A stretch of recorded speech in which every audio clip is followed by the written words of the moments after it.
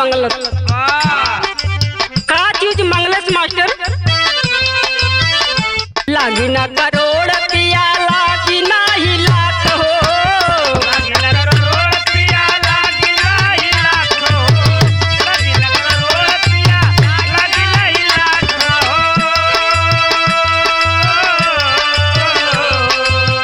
लागी ना करोड़ पिया लागी ना ही लाख हो। एक ही चिड़िया ले ला पूछ बात ना तो हो।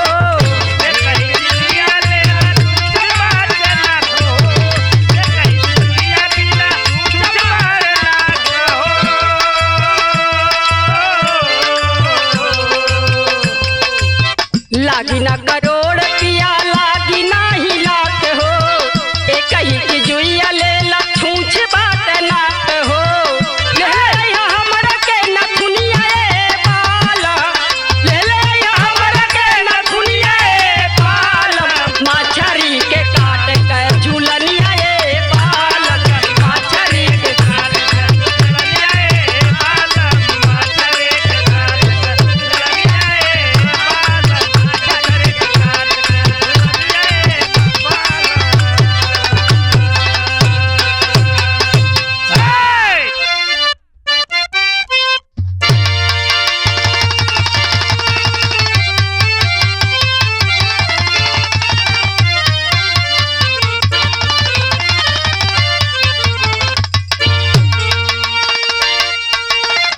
हो।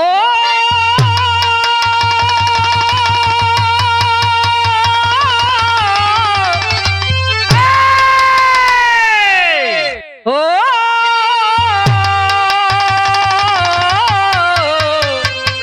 कमरिया रे सामरिया।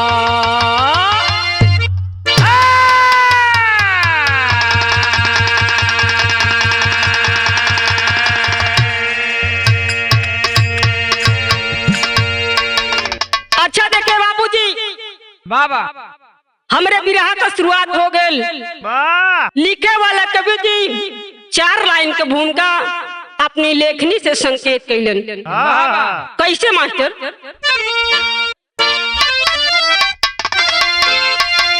अस्तित्व अपना जो समझे समझ के भूला है घरों का क्यों पहरा कड़ा है।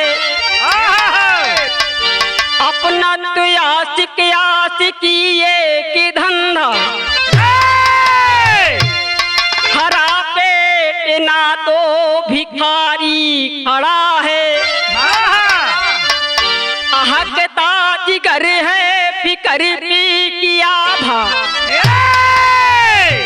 तम तमाम तामसी उरी में गड़ा है। अरज है गिरो ना उठो मेरे यारो।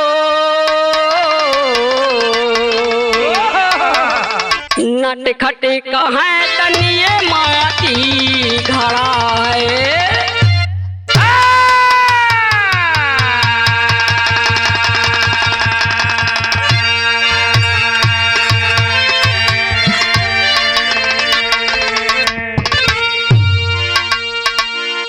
यहाँ के अंदर बड़ी सुंदर गजल लगल मास्टर।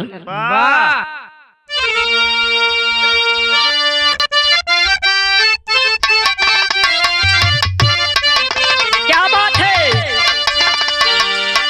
बजी है प्यार की ताली तेरे मदीने में। बजी है प्यार की ताली तेरे मदीने में। बजी है प्यार की ताली तेरे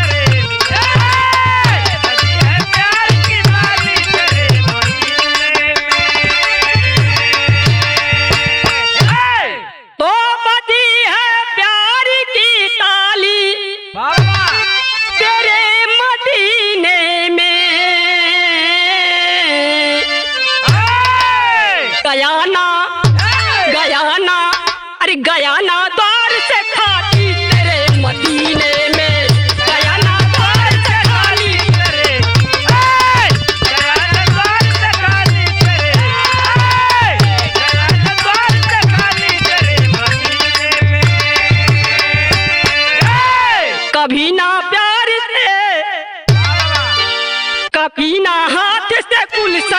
जलाना यारो।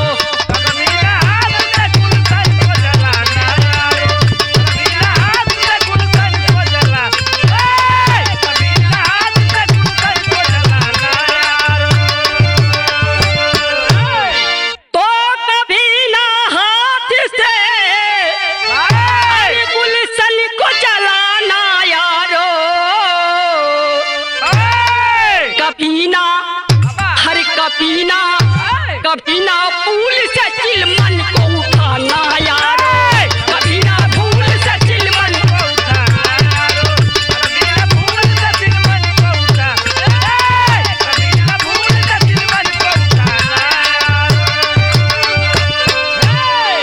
ए भैया यही से हमारे बिरहा का शुरुआत हो गए। सर कराइन है मास्टर।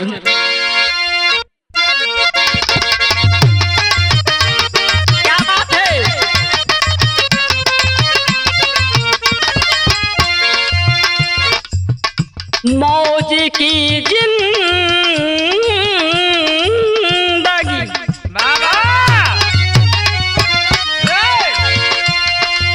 मौज की जिंदगी मजार कभी बनती है।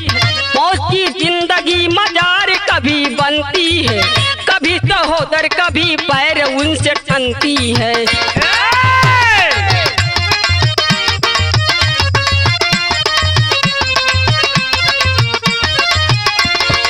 बिंदसर आ रहे बिहार की ही घटना है। बिंदसर आ रहे बिहार की ही घटना है। चमचे चुगलखोरी आपस में न पटना है।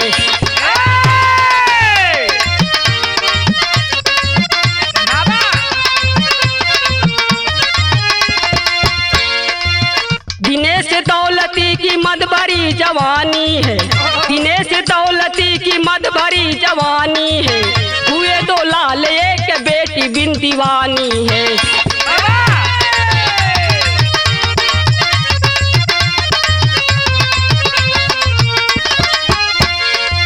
हीरा हरिभजन से सोना बहन छोटी है। हीरा हरिभजन से सोना बहन छोटी। दौलती स्वर्ग गई सबकी भाग्य खोटी है। नारी विहीन बच्चों साथ समय काट लिए। नारी विहीन बच्चों साथ समय काट लिए। हुए जवान दोनों पिता दुख को बांट लिए। हीरा को सुखिया भजन सरिता प्रेम डोली में। हीरा को सुखिया भजन सरिता प्रेम डोली में। दोनों भाई संग सोना खुशी गा के लोरी में। कहानी पर गौर करेंगे बाबूजी। बिहार प्रांत जिला आरा में एक गांव मिला बिंदसर। वही गांव के रहे वाला दुई गो प्राणी रहलन, दिनेश और दौलती। दोनों जनी के प्यार से दुई गो बचवा पैदा भइलन। हीरा हरिभजन। एक छोटी सी बिटिया पैदा हुई जो बिटिया का नाम बड़े प्यार से सोना रखलन। माँ 3 बच्चे पैदा करके इस दुनिया को छोड़कर चली जाती है। ए बाबू, पिता दिनेश अपने तीनों बच्चों के साथ अपने जीवन को बिता रहे हैं। दोनों बेटे हीरा हरिभजन बड़े हो गए, अपने पिता के साथ सारी दुख को बांट लेते हैं। ए भैया, एगो छोटी सी बिटिया रहल, वो बिटिया भी अपने दोनों भाई के साथ में सोना बहन बहुत प्यार दुलारते रहत रहल। ए बाबू, पिता दिनेश अपने बड़े बेटे की शादी हीरा की शादी सुखिया से करते हैं, हरिभजन की शादी सरिता से करते हैं, और एक छोटी सी जो बिटिया थी उस बिटिया की भी शादी कर देते हैं। तीनों बचवन के शादी ब्याह कर दिलन। पिता दिनेश भी बाबूजी कुछ दिन के बाद इस दुनिया को छोड़कर चल देते हैं। भैया हो, माई भी छोड़ के चल गलन, बाबू भी छोड़ के चल गलन। दोनों भाई बड़े प्यार से बड़े दुलार से रहत रहलन। लेकिन एक दिन के बाद छोटके भाई के औरत सरिता चलन रखे लगल। भैया हो, सरिता अपने पति के कान भरे लगल, और जब कान भरे लगल तो वही समय हीरा के एगो लड़का पैदा भइल, सुखिया से एगो लड़का पैदा भइल, जो लड़का का नाम बड़े प्यार से राकेश रखलन। और जब राकेश हो गलन तो ओकरे और जलन हो गयल। भैया जब जलन हो गयल पति के अपने भरत भरत भरत भरत वो दोनों भाई में अलगा बिलगा हो गयल। और जब दोनों भाई अलग हो गइलन तो उस समय खयल का गीत लाइन लगल मास्टर।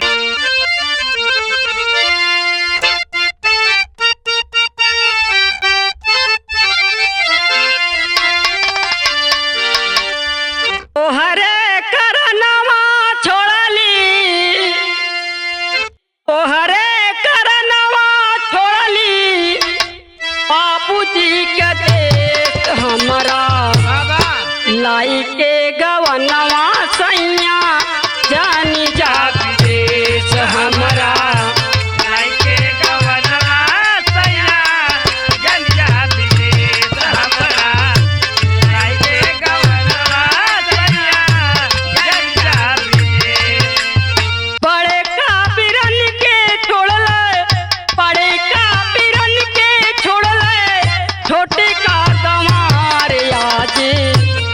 हीरा कन्हैया पासल माझधार आज, हीरा कन्हैया पासल माझधार आज, हीरा कन्हैया पासल माझधार।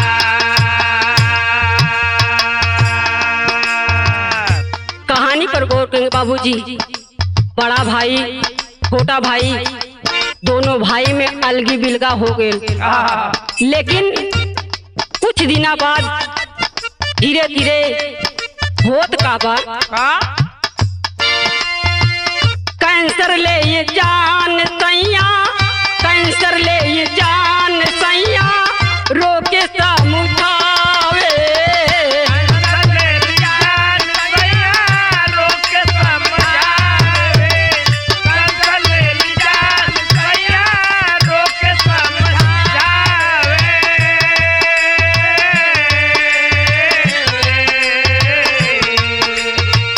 समय के गुहार सुखिया हीरा के बतावे, समय के गुहार सुखिया हीरा के बतावे, समय के गुहार सुखिया हीरा के बतावे।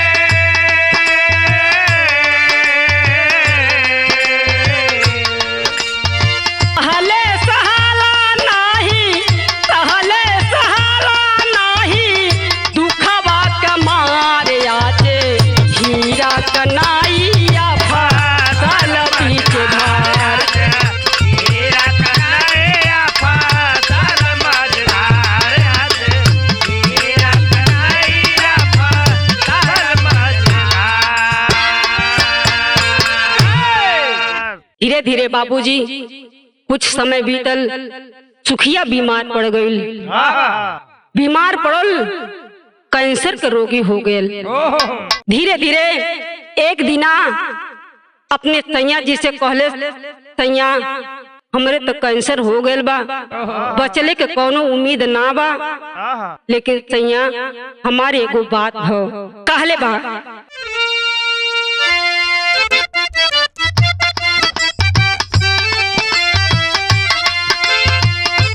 कहले सैया, सुखिया कहले सैया, लाया नाम हरिया।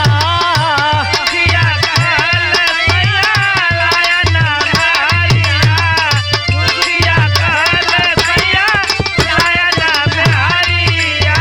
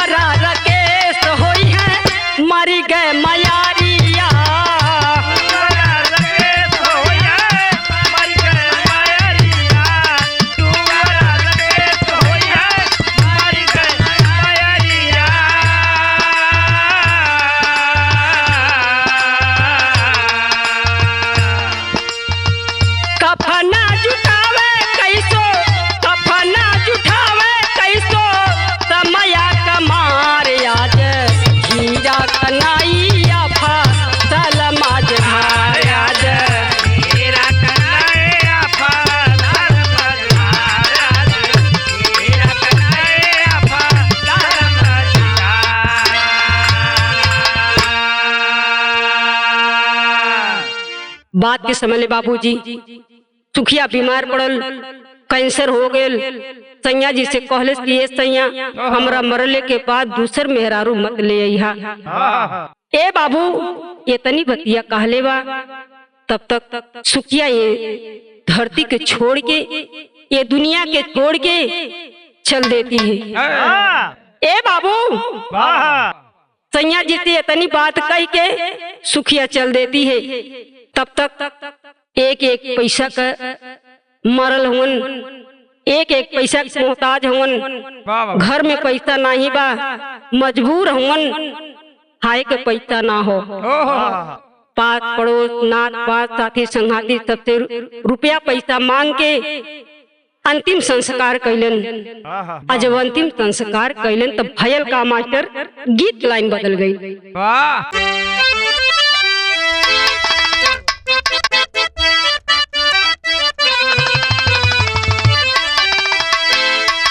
कोरी गैली पियावा के दे रोव मान मीतावा,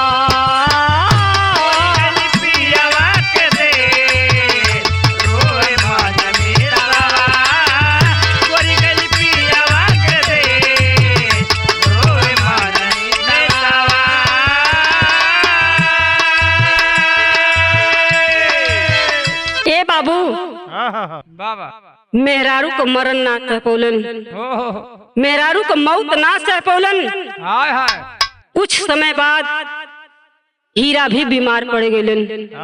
अब बीमार पड़लन तो दिमागी वाला रोग उनके हो गेल, दिमागी संतुलन हो बैठलन। वही समय हीरा के लड़का राकेश मामा ले गए अपने घरे, हीरा के इलाज करवलन। इलाज करवला के बाद में 1 साल के बाद हीरा ठीक भइलन। और जब हीरा ठीक भइलन तो वही समय हीरा के सारा एगो बात कहलन। का कहलन मास्टर? विदेशिया के लाइन।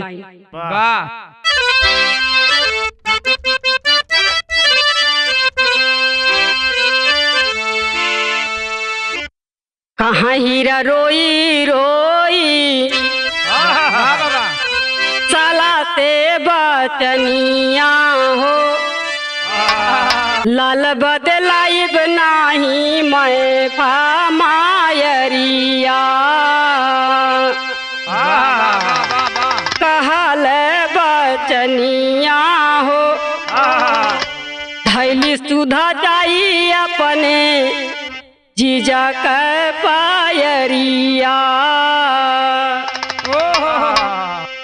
सबके समझौले सुधा पानी के दुल्हनिया अइली, राकेश के सेवा कर बिहबल नजरिया।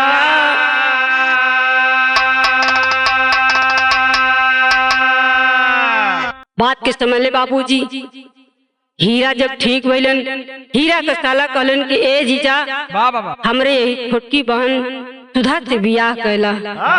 अरे बाप रे बाप, जौनी समय हीरा इतनी बतिया सुनलन जैसे 60 लग गेल। अपने साला से कहलन कि भैया तोहार बहन सुखिया हमसे मरद के कह के गयल हो कि हमरे राकेश बदे अपने बचवा बदे मैं भा मतारी मत ले अइहा, ना हमरे राकेश के बहुत सताई तो हम दूसर बियाह ना कर सकीला। ए बाबू इतनी बतिया सुखिया दरवाजे के पीछे से सुनत रहल, दौड़ के आइल अपने जीजा जी के पैरवा पकड़ लेलस। जीजा ऐसन काहे कहत हुआ? हमरे बहन के लाल हो, हमार लाल हो। राकेश हमरे आँखी के पुतरी हो, हमरे आँखी के नगीना हो, हमार दाहिना अंग हो। ए बाबू गिड़गिड़ाए लगल, रोवे लगल। तब वो समय सबके समझोले बुझोले बियाह शादी हो गए सुधा और हीरा के। जब बियाह हो गए सुधा दुल्हन बन के घरे में आयल हैं, बड़ी खुशहाली की जिंदगी बीतत बा। राकेश बचवा का सेवा सत्कार में लगल हैं। एगो छोटी सी ननद रहल, जोने ननद का नाम मिलल सोना।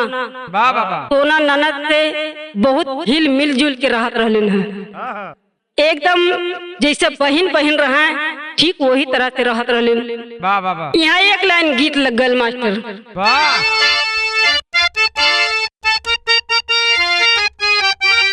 क्या बात है। अरे लाई के गवनवा सैया,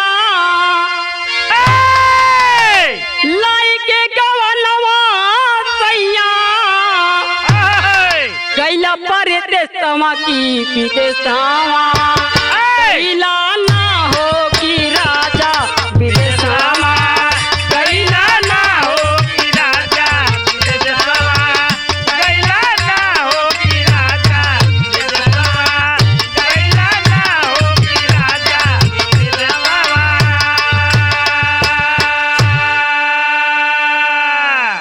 भैया के भलाई करे,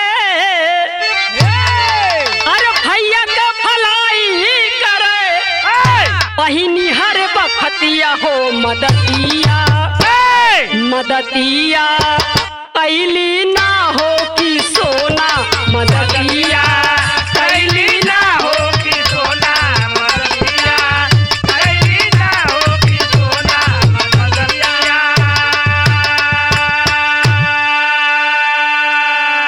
हाँ बिना नदा का प्यारे मन में खुशी आया पा, अभी ननद का प्यार मन में खुशी आया पा, अभी ननद का प्यार मन में खुशी आया पा।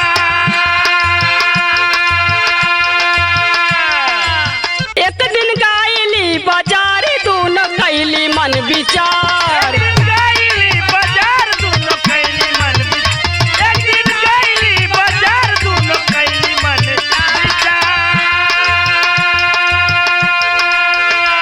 नसबंदी करावे सुधा,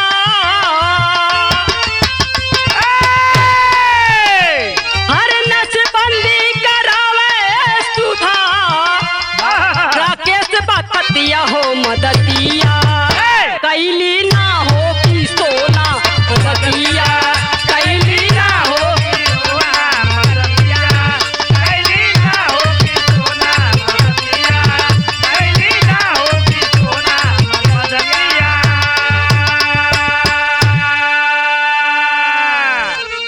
ए बाबू। एक दिन के बाद बा सोना और सुधा ननद भौजाई कैलिन बाजारे, बाबा और वही बाजार में मार्केट में एगो हाथ चल रहल, ननद भौजाई आपस में बात कही के कैलिन सुधा नसबंदी करा लेलिन। और जब नसबंदी करौलिन तो कहलिन कि ए बहनी अपने भैया से मत बतैहा, केहू से ये बात के नसबंदी के बाद केहू से मत बतैहा। वाह। फैल का गीत के लाइन हो मास्टर।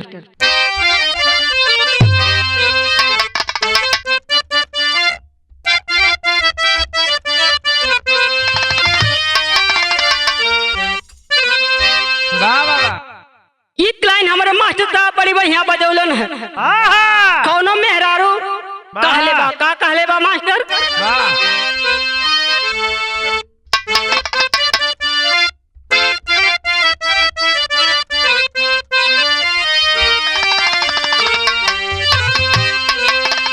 तेज चढ़ता डरा लगे मोरी गुइया,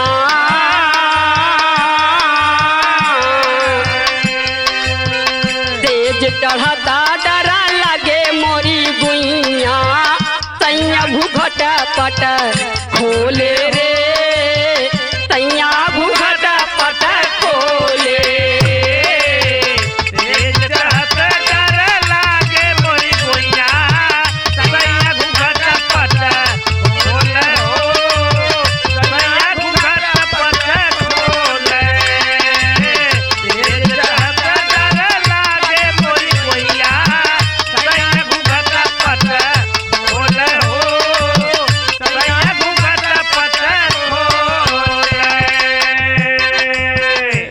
वाला कवि जी बिरहा का भाव लिख देन कैसे? वाह वाह वाह।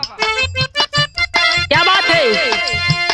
सकल भेद जनी खोलिहाय ननदो सुधा बयनावा बोली बा सुधा बयनावा बोली।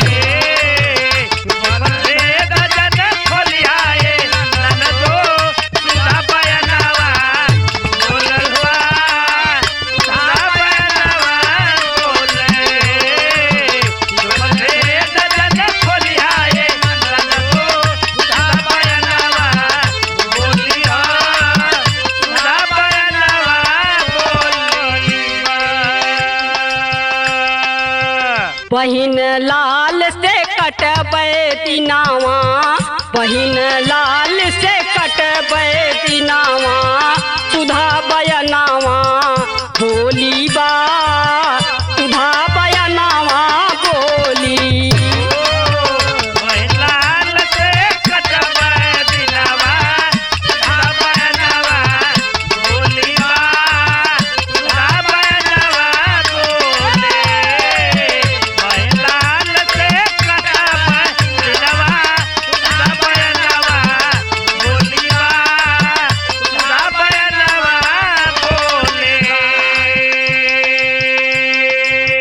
नंदो ई हमरे बहिन के लाल हो हमार लाल हो। यही अपने बहिन के लाल के साथे हम अपन जीवन यापन कैले कहले बा। लाल राकेश आखी के नगीनावा लाल राकेश आखी के नगीनावा सुधा बयनावा बोली बा सुधा बयनावा बोली।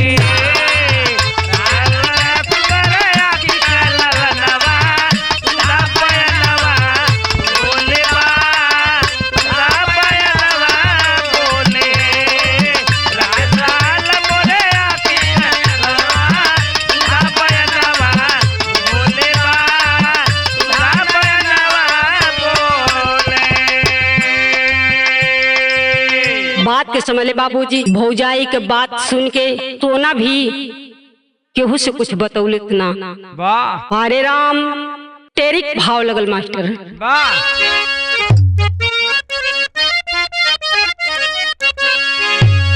अरे जीवन की कश्ती धारा में फंसी अरे जीवन की कश्ती धारा जीवन की कश्ती धारा में फंसी वक्त औलाद बन गया तब मिला किनारा वक्त औलाद बन गया दलदल मिला किनारा जीवन की कश्ती धारा में फंसी। बात के समझ ले बाबूजी हरिभजन की औरत कुछ दिन के बाद एक दिन राकेश के बहकौले बा। का बहकौले बा मास्टर?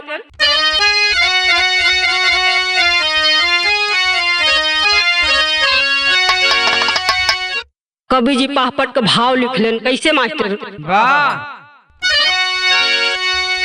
रोवे सुधा राकेश के सामानावा हमारे लाला ना हो रोवे सुधा राकेश के सामानावा हमारे लाला ना हो और शंका में ना मारा हमरो जनवा हमारे लाला ना हो।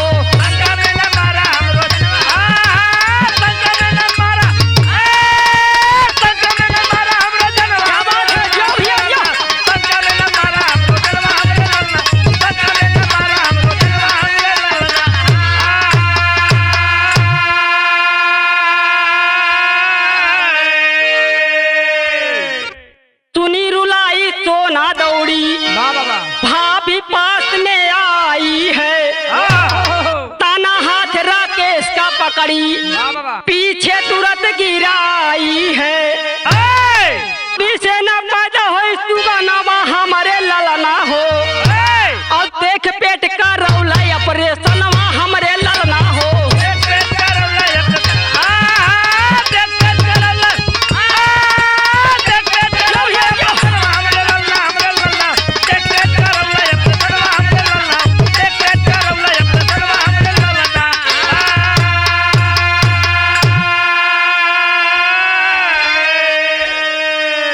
बात के समझ ले बाबूजी सुधा एक दिन मुर्गा मछली बनौले, दारू लियौले, मुर्गा राकेश के खियाई के दारू पियाई के नशे में कह दिलस। आज जब नशे में हो गए राकेश, तो राकेश के कान भरत ओके बहकावत कि ये भैया ई तोहार मतारी ना हो, तोहार मैभा मतारी हो। अगर ओकरे पेट पे को लड़का हो जाई तो तोहार आधा हक ले ले। ए बाबू अपने चाची के बात सुन के नशा में रहबे गए अपने मौसी के पास। मौसी चारपाई पे सुतल है, सुतले में गयल खूब गतरी के रसरी से बांध देलस, वही खटिया में बांध देलस। अब बांध के मारे के तैयारी कैले बा। मौसी के आँख खुलल, मौसी बेचारी रो रहा बा, बेटा क्या कर रहे हो? तू मेरा लाल है, मैं तेरी माँ हूँ, ऐसा मत करो लाल, क्यों ऐसा कर रहे हो? लेकिन बाबूजी ओकरे दारू का नशा रहल, मौसी के अपने मारे बदे गड़ता उठौले हो। ननदिया के जब पता चलल भौजाई हमार रोवत हो, दौड़ के गईल भौजाई के घर में। सुधा भौजाई के देखत बा कि भौजी रो रहल बा। अब बगल में राकेश भी खड़ा है, हाथ में तलवार लेकर के। गए अपने राकेश भतीजा का पकड़ के झटक दिल। और कॉलेज की तोर दिमाग खराब हो, काहे बदे भौजी के मारत हुए? ये तुम्हारी माँ है, माँ को क्यों मार रहे हो? तुम इसके कोख से नहीं पैदा हुए हो, लेकिन तेरी मौसी है, तेरी माँ है। ऐसा मत करो लाल। ए बाबू कहे लगल कि अगर ये हमार मतारी ना हो, ये हमार माय बाप मतारी हो, मौसी हो, अगर एकरे पेट से लड़का पैदा हो जाई तो हमार आधा हक ले ले। इतने पे सोना पकड़ के हथवा झटक देले। कॉलेज के रे मूर्ख, तेरे लिए तेरी मौसी अपनी जिंदगी खराब कर दी, अपनी जीवन खराब कर दी। देखो तुम्हारे लिए ऑपरेशन करवा ली, नसबंदी करवा ली, और तुम इसको मारने जा रहे हो। हईल का मास्टर। ए बाबू जौने तलवरिया से अपने मौसी का मारे जात रहल, वही तलवरिया से गयल अपने चाची के गर्दनमा काट के अलग कर देलस। ए बाबू चाची का तो मार देलस, लेकिन चाची के बाद फिर का कैलस, आल्हा के भाव लगल।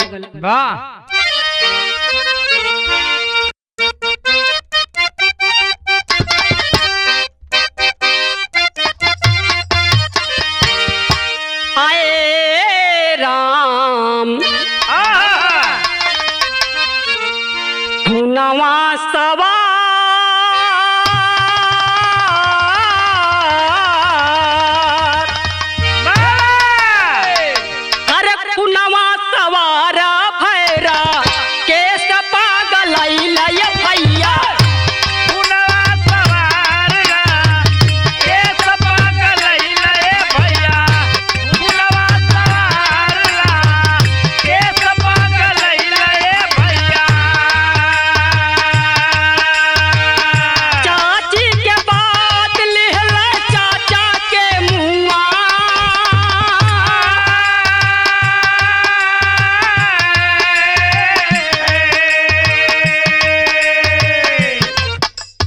चाची के बाद अपने चाचों को गयल गर्दन काट के अलग कर दिले। चाचा चाची दोनों लोगन को मार दिले।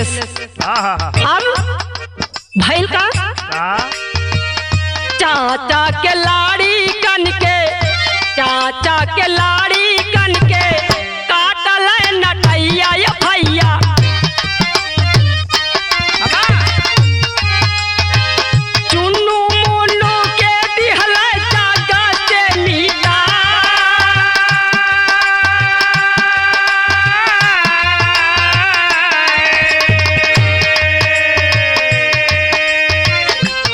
चाची के पास दुई गो लड़का रहलन, चुन्नू और मुन्नू।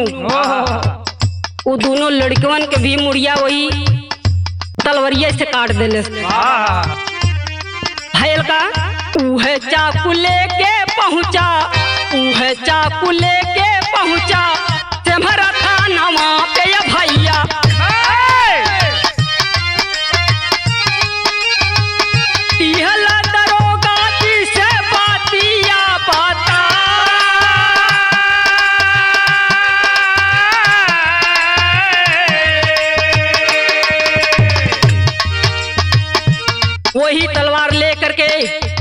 बंदरा थाने पर पहुंचता है, दरोगा साहब से बताता है सारी बात को। उस समय दरोगा साहब किए क्या, कैले कबूल जुर्मा चारों खूनवा के ये भैया,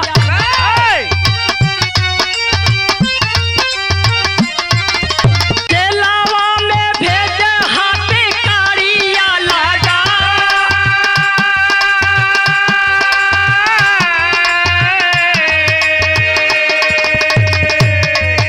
गया बाबूजी थाने में जाकर के हाजिर हो गया। दरोगा साहब से कहता है कि दरोगा साहब मैंने 4 कत्ल किया है। वाह वाह वाह। अपने चाचा और चाची, चाचा चाची के पास 2 बच्चे थे, टुन्नू और मुन्नू, उन लोगों को मैंने मार दिया। हाय हाय हाय। दरोगा साहब उस समय राकेश को जेल में बंद कर देते हैं। और जब जेल में बंद बात भयल का मास्टर आखिरी लाइन हो,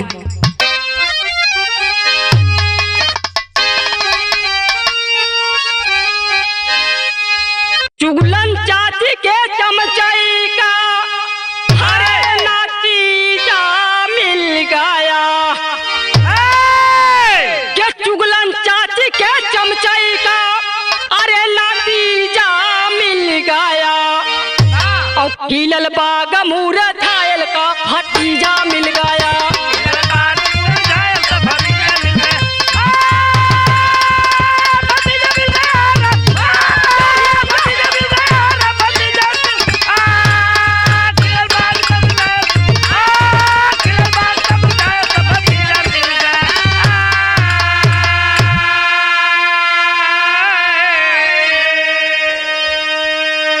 चाची के करनी का फल भोगे सारा परिवार, हर का हिस्सा राकेश पाया, हर बदल गयल व्यवहार।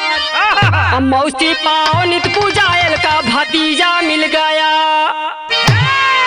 कहानी पर गौर करेंगे बाबूजी। आज चाची के करनी का फल चाचा चाची और दोनों बचवा पूरा परिवार भोगलन। और जब पूरा परिवार भोगलन तो भयल का हत्या मुक्त राकेश हो गया, जेल से बाहर आया। माई मुँह मौसी जी पद है काया। क्या प्रेम ना पूजायल का भतीजा मिल गया।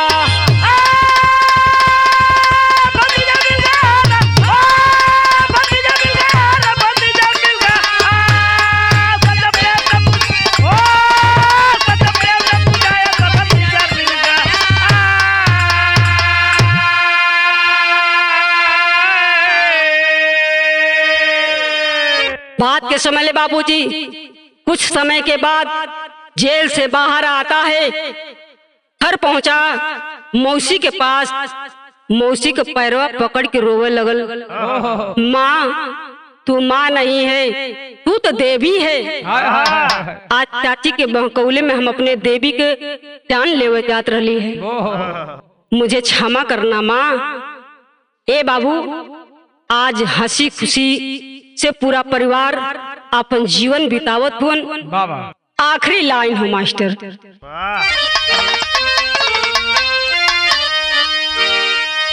संत गुरु सतरामाधार नटखा की सुरक्षित धारे, तीन कर याद की गुरु भक्ति हर दया कभी समारे हो।